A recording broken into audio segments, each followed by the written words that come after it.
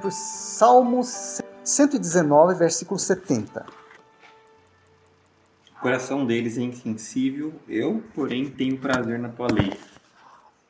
O coração deles, está falando, se você pegar o contexto, está falando aqui dos soberbos. Soberbos faz contraste aqui com o coração reto, íntegro. Exatamente. O coração do homem, algumas versões, acho que no original, fala que gordo como gordura é o seu coração. Quanto a mim, deleito-me na tua lei. Então a conexão entre essas, podemos dizer, entre essas cláusulas, reside no uso figurativo de gordo, aquele coração como sebo, gordo, para denotar insensibilidade, aonde eu queria chegar, um coração insensível. É um coração oposto àquilo que a gente está vendo, que é o coração quebrantado e contrito. Mas a Bíblia usa várias figuras de coração, por exemplo, coração de pedra.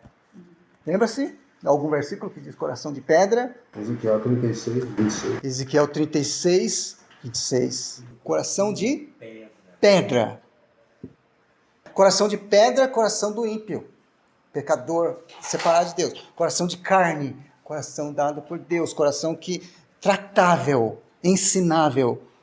Agora tem um pensamento do irmão George Herbert. Ele disse assim: um coração é tão empedernido que nada, além do teu poder, pode cortar. Um coração é tão empedernido que nada, além do teu poder, é uma oração, além do teu poder pode cortar. O que é um coração empedernido? Fechado nele. De pedra, petrificado, um coração figurativamente que não se deixa persuadir, inflexível, contumaz, insensível, é o que a gente está vendo. Tornou-se o seu coração como sebo. Se ele for rejeitando a palavra, por exemplo, até pecador, vamos colocar no contexto dos santos mesmo, vamos colocar assim, para nós. Imagina que o Senhor fala e o santo não dá ouvido. A palavra vai chegar e vai sendo recusada, o coração vai se tornando insensível. Mas veja, eu gostaria de ver um pouquinho algo aqui, deixa eu ver o horário. Eu preciso ser bem sintético aqui agora. Em Zacarias 7, versículos 8 a 12, fala de um coração duro como diamante. Já ouviu falar isso? Duro como diamante. Zacarias 7, de 8 a 12. Vamos pegar esse texto. De 8 a 12. A palavra do Senhor veio a Zacarias dizendo: assim falou o Senhor dos Exércitos, dizendo: executai o juízo verdadeiro, mostrai piedade e misericórdia, cada homem a seu irmão. E não oprimais a viúva, nem o órfão, nem o estrangeiro, nem o pobre, e nenhum de vós imagine em seu coração o mal contra o seu irmão. Agora o versículo 11, para quem encontrou agora é o versículo 11. Eles, porém, recusaram dar ouvidos, deram-me um ombro que se rebela e retira, e ensurdeceram seus ouvidos para que não ouvissem. E o 12. Sim, fizeram os seus corações duros com pedra de diamante, para que não ouvissem a lei, nem as palavras que o Senhor dos Exércitos enviara pelo seu Espírito por meio da mão dos profetas precedentes. Daí veio a grande ira do Senhor dos Exércitos. Fizeram, eu gostaria de frisar esse detalhe do versículo 12. Fizeram seus corações como pedra de diamante. É duro ou não? Figurativamente, a dureza do coração. É duro como diamante.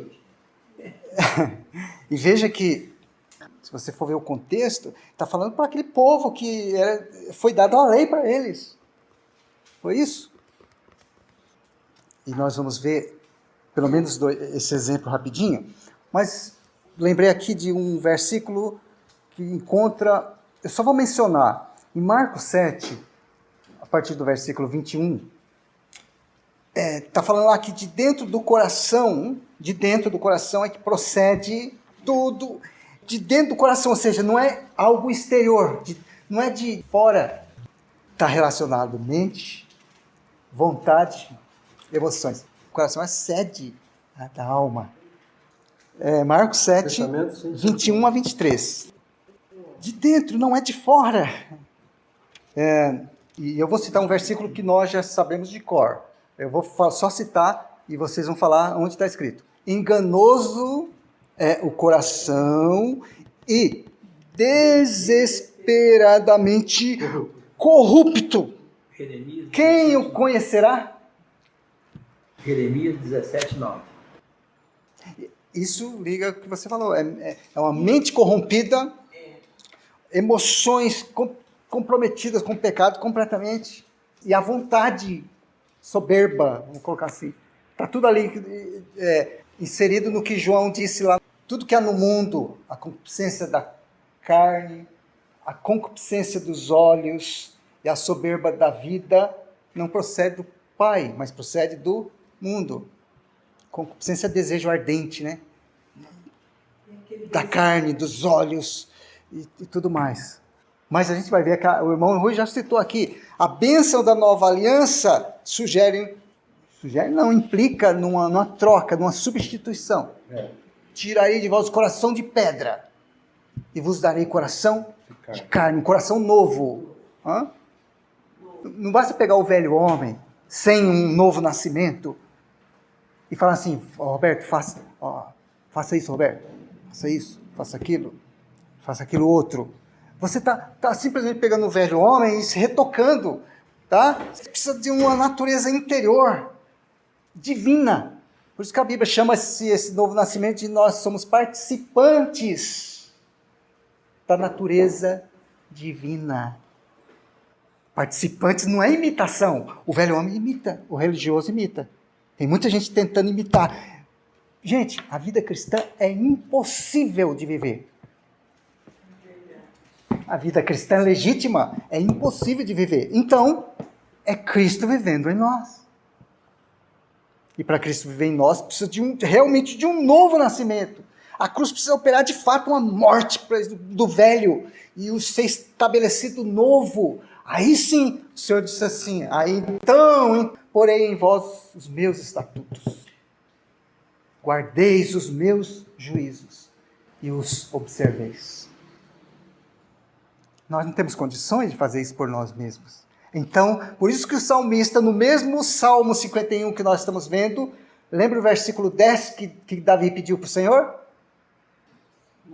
Cria em mim, ó Deus, um coração. Ele sabe, o Espírito Santo revelou que ele não tinha. O Espírito Santo revelou, ele não tinha um coração.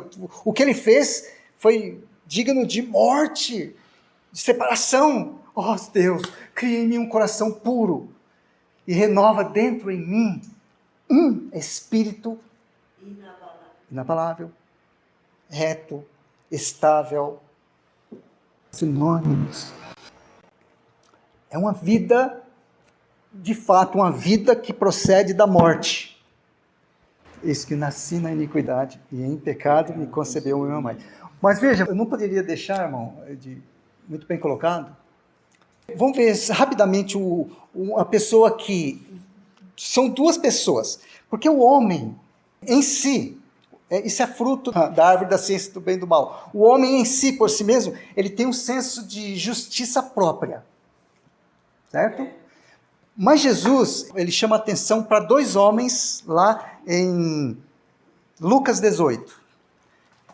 E eu preciso desse texto aqui, Lucas 18, versículos... Gostaria que vocês lessem do 9 ao 14. E disse também essa parábola a uns que confiavam em si mesmos, crendo que eram justos e desprezavam os outros. 2 homens subiram ao templo para orar, um fariseu e outro publicano. O fariseu, estando em pé, orava consigo desta maneira: ó Deus, graças te dou porque não sou como os demais homens, roubadores, injustos, adúlteros, nem ainda como este publicano.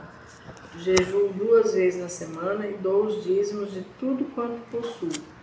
O publicano, porém, estando em pé, de longe, nem ainda queria levantar os olhos aos céus, mas batia no peito, dizendo: Ó Deus, tem misericórdia de mim, pecador. Digo-vos que este desceu justificado para a sua casa, e não aquele. Porque qualquer que a si mesmo se exalta será humilhado, e qualquer que a si mesmo se humilha será exaltado. Qual desses dois reflete o coração quebrantado e contrito?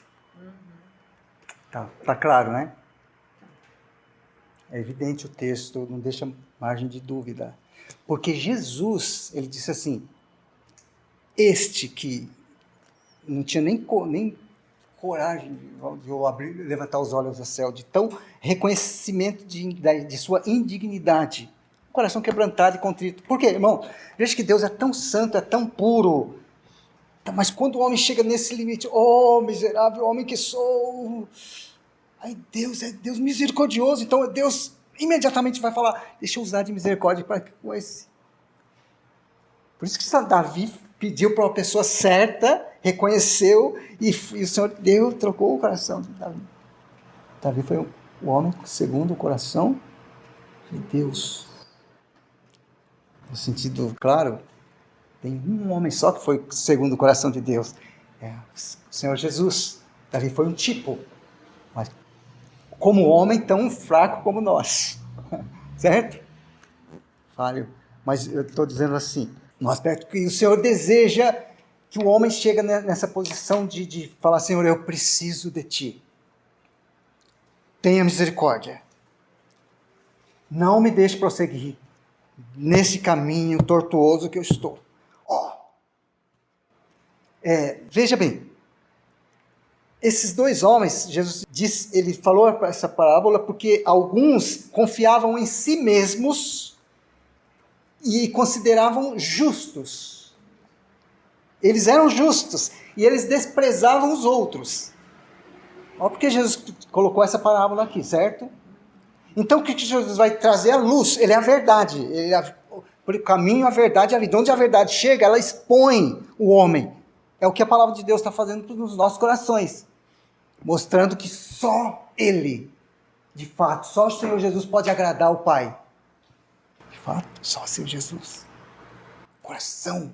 Só Ele tem um coração que agrada. Então Ele vem viver em nós.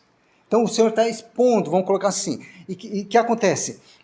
Então esses dois homens, eu gostaria de chamar só a atenção que um orava de si para si. Então quem era o Deus que ele estava orando? Ele mesmo. Era ele mesmo. Ele orava de si para si mesmo. E o que ele falava? Ó Deus, graças te dou, porque não sou como os demais homens. Aí o que ele fazia? Jejum, dízimo, tal. Mas o outro simplesmente falou a realidade. Ó Deus, tem misericórdia de mim. Ou, na linguagem original, ser propício. Faze propiciação por mim.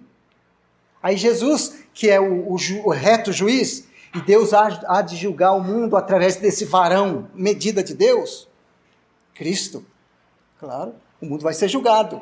Qual é o parâmetro que Deus vai julgar? Esse homem que veio aqui. Os homens negaram ele, viraram as costas para ele.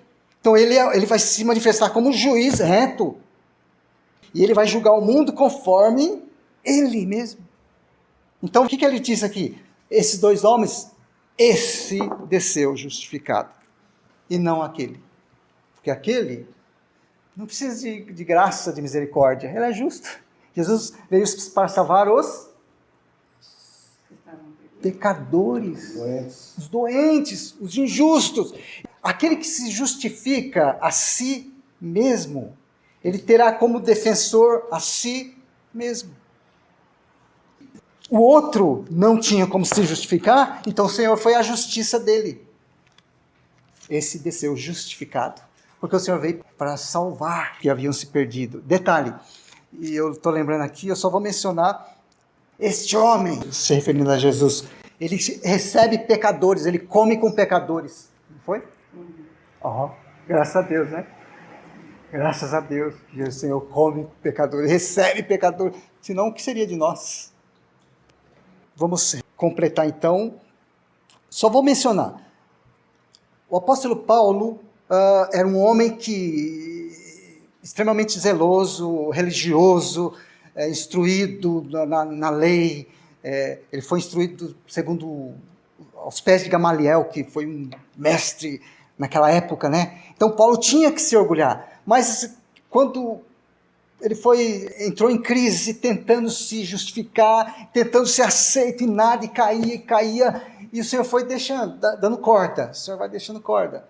Até o dia que Paulo falou assim, Romanos capítulo 7, versículo 24, miserável homem que eu sou.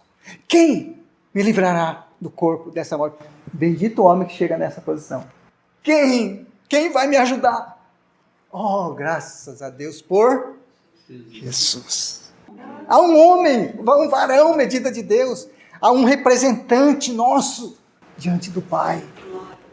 É um representante.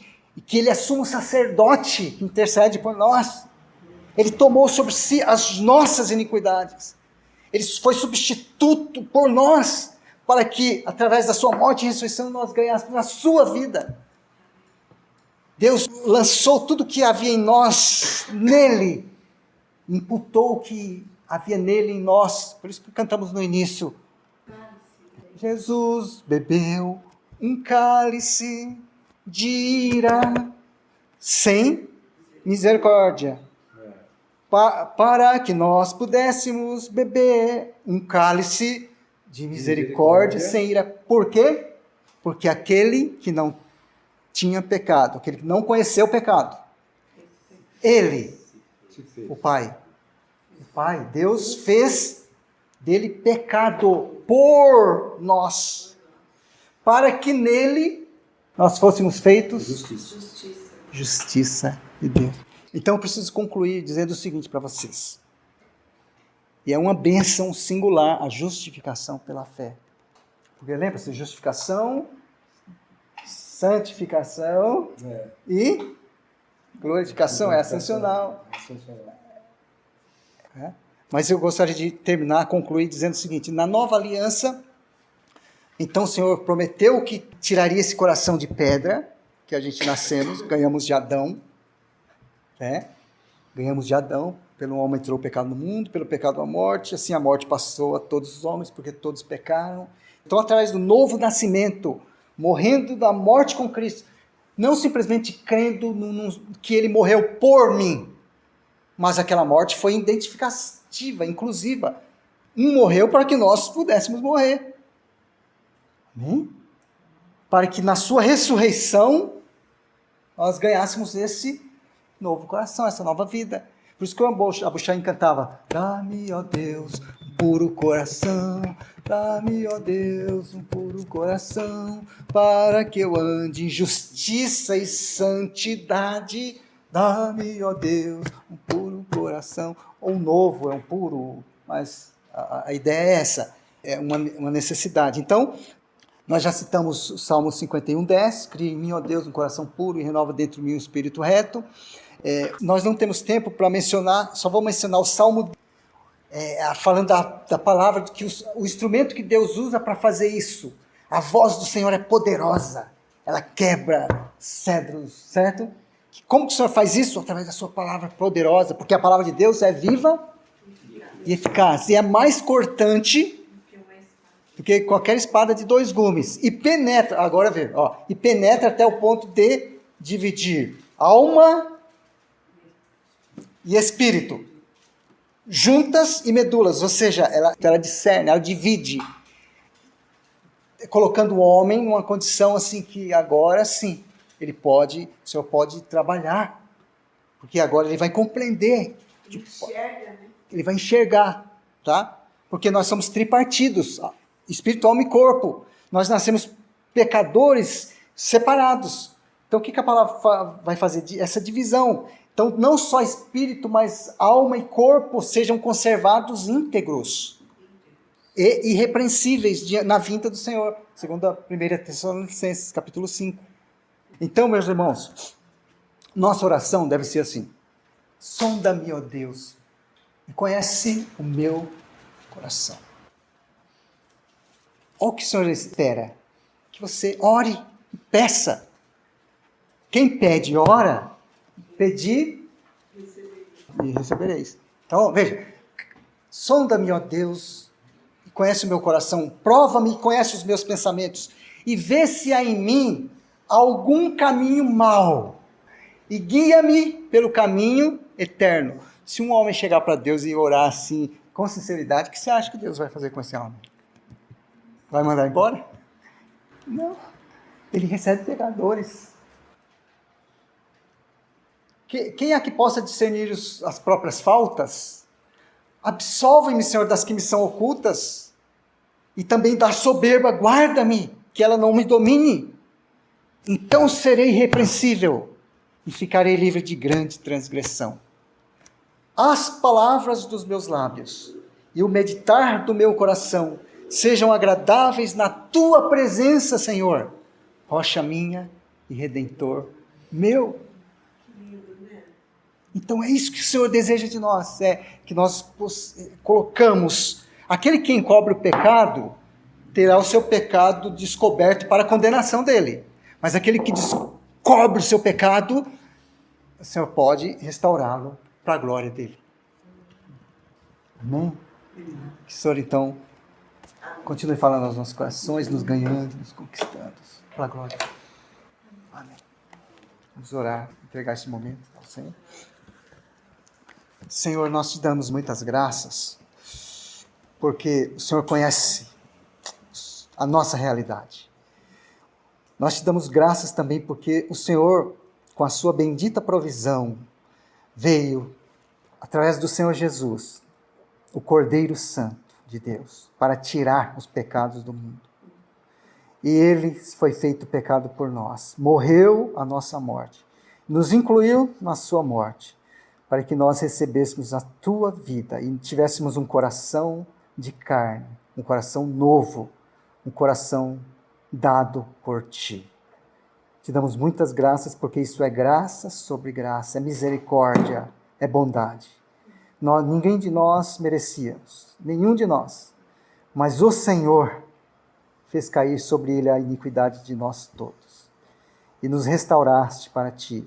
E te pedimos que o Senhor continue nos restaurando e nos livrando de tudo que é contra o Senhor, de todo poder, porque o Senhor deseja não somente libertar-nos da condenação do pecado, mas o Senhor deseja nos libertar do poder do pecado no tempo presente, assim como o Senhor nos libertará da presença do pecado quando o Senhor virá para nos levar em glória. É uma salvação plena, é uma salvação completa, cabal. Glórias ao teu nome. Isso provém do Senhor. E damos muitas graças a ti, Senhor. Que a tua palavra frutifica para a tua glória, Senhor. Que o Senhor encontre nos nossos corações este caminho de restauração completa, Senhor. Porque o Senhor nos criaste para a tua glória, Senhor. Para sermos vasos de glória. Muito obrigado, Senhor. Por este momento, por este tempo. Em nome do Senhor Jesus.